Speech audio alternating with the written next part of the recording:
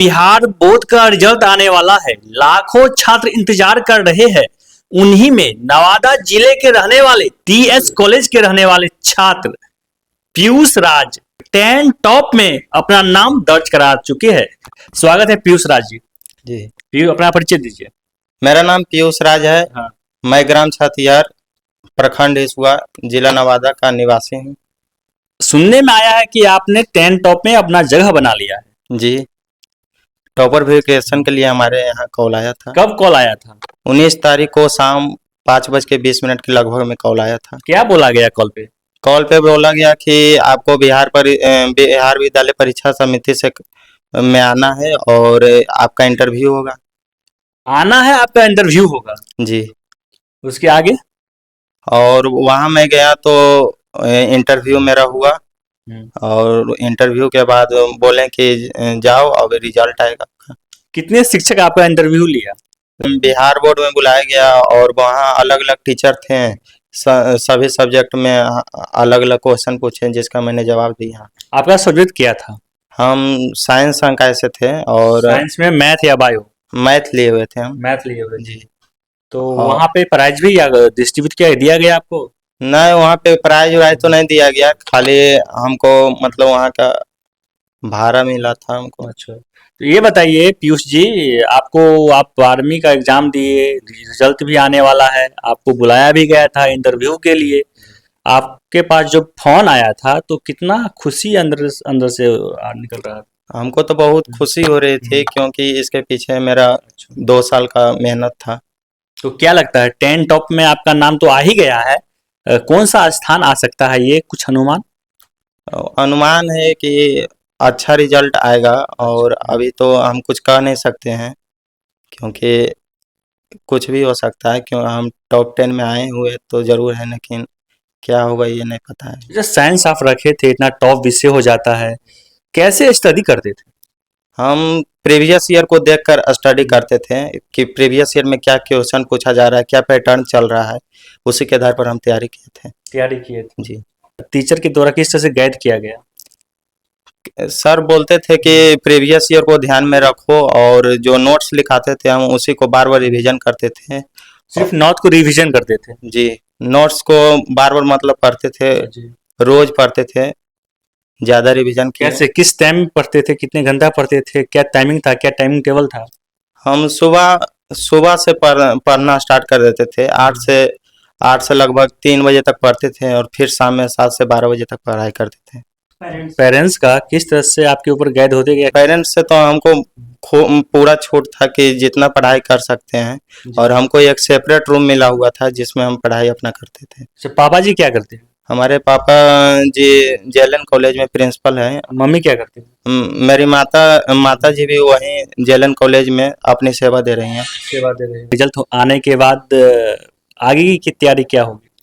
आगे हम UPSC crack करना चाहेंगे। यूपीएससी क्रैक करना चाहते हैं? जी, बहुत पढ़ना पड़ेगा। पढ़ाई तो हमको इंटरेस्ट है पढ़ाई में, ये चलते हम सोच रहे हैं कि थोड़ा यूपीएससी भी हम देख लें, क्रैक करें। जी, अब क्यों यूपीएससी की तैयारी करना चाहते हैं? हम यूपीएससी की इसलिए तैयारी करना चाहते हैं और क्योंकि हम चाहते हैं कि हम अपने समाज को और आगे और भी सेक्टर है समाज को सुधारने, ये समाज में सेवा देने के लिए, यूपीएससी ही क्यों? इसके पीछे तो सबसे पहले हमारे दादाजी का मतलब रोल रहा है कि हमारे घर से भी कोई बच्चा यूपीएससी क्रैक करे जी। और उनका नाम, दादाजी के सपने को साकार करना है। जी, उनका थोड़ा नाम रोशन करना है हमको। और क्या कहना चाहेंगे? और यही कहना चाहेंगे कि आगे चलकर हम यूपीएससी क्रैक करेंगे और अपने परिवार का नाम रोशन करेंगे। नए बच्चों को क्या संदेश देना? नए बच्चों को यही संदेश देना चाहेंगे कि आप रेगुलर पढ़िए, 10 से 12 घंटा पढ़िए और प्रीवियस ईयर को ध्यान में देख कर ही पढ़िए क्योंकि प्रीवियस ईयर ही आधार है कोई भी एग्जाम क्रैक करने का, चाहे वो कंपटीशन हो या बोर्ड हो। अच्छा, आपको पढ़ते समय बोर्डिंग फील नहीं होता था कि हम 12 घंटा 14 घंटा पढ़ते हैं और बच्चे की तरह क्रिकेट खेलना या फिर गाना सुनना, टीवी देखना, मोबाइल चलाना, इस सब का इच्छा नहीं रहा था क्या? नहीं, हम इस प्रकार से हम अपना टाइम बनाए थे कि हमको मतलब इंटरेस्ट ही उस खाली हम पढ़ाई करते थे और जब हम बोर हो जाते थे तो हम हिंदी में मेरा ज़्यादा इंटरेस्ट रहा है, तो मैं हिंदी हिंदी पढ़ने लगता था। हिंदी और फिर हिंदी पढ़ने के बाद हम फिर दूसरा सब्जेक्ट फिजिक्स, केमिस्ट्री, जी। बायो, मैथ सब पढ़ते थे। हिंदी का कुछ स्टेप याद है आपको जो आप पढ़े थे? हिंदी का तो स्टेप याद है, हमारे मतलब प्रिय कवि रामधारी सिंह दिनकर हैं जो बिहार से ही आते हैं, बिल्कुल और उन्हीं के बारे में हमको ज़्यादा ज़्यादा मतलब नॉलेज गेन किए हैं उसके बारे में। जी। और क्या कहेंगे क्योंकि आपके आपके जूनियर 10th है 9th है, उन बच्चों को क्या कहेंगे, किस तरह से उनको स्टडी करना चाहिए, तैयारी करना चाहिए, अपने गांव में रह के किस तरह से पढ़ाई करना चाहिए? हम उनको यही कहना चाहेंगे कि आप रेगुलर पढ़िए, और रेगुलर पढ़ने के फायदा यह होता है कि आप ज़्यादा ज़्यादा रिवीजन करेंगे, और रिवीजन करेंगे तो आपको ज़्यादा याद होगा, और याद होगा तो आप मतलब एग्जाम में अच्छा कर पाएंगे। और स्टूडेंट कहते हैं सर मैथ थोड़ा टॉप विषय हो जाता है, फिजिक्स आ जाता है, केमिस्ट्री आ जाता है और बायो आ जाता है, इंग्लिश आ जाता है, तो अब पढ़ने में परेशानी होता है, बीएससी बी वाले सबको बड़ा दिक्कत होता है, तो इस ये चीज़ को आप कैसे झेल पाए?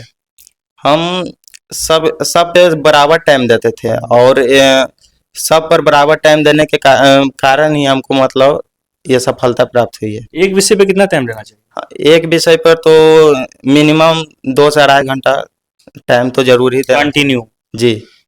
और ये जो होता है सिर्फ स्टडी, उस पर कितना फोकस करना चाहिए? स्टडी ज़्यादा मायने रखता है आप सेल्फ स्टडी कितना कर रहे हैं, क्योंकि टीचर्स का काम तो होता है कि खाली आपको समझा सकते हैं, लेकिन खुद का मेहनत ही आपको रंग लाएगा।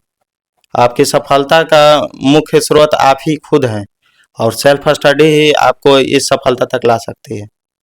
तो ये हम नहीं, जो 10 टॉप में नाम दर्ज कराए पीयूष जी अपना वक्तव्य दे रहे थे, इनसे सीखने की ज़रूरत है, जानने की ज़रूरत है, और खुद अपने जीवन पे लागू करने की ज़रूरत है।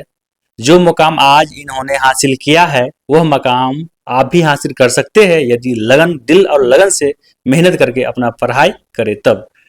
इसी पे बात खत्म करते हैं। जय हिंद।